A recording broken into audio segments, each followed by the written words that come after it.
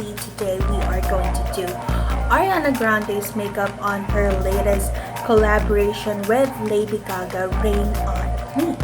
So if you would like to know how I did this look, please keep watching.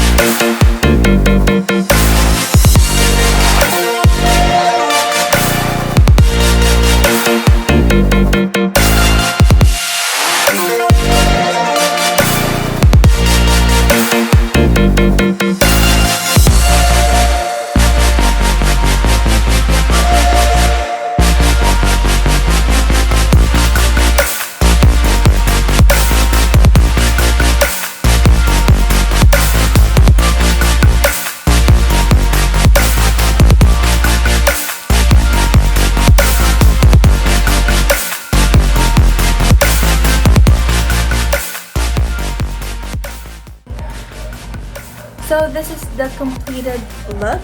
So you can see just a bit of highlight, just a bit of blush. Thing that carries this makeup, I guess, is the white eyeliner. So if you do, if you are thinking about getting white eyeliner, I think you should definitely, because I've been seeing a lot of makeup looks that are using white eyeliner.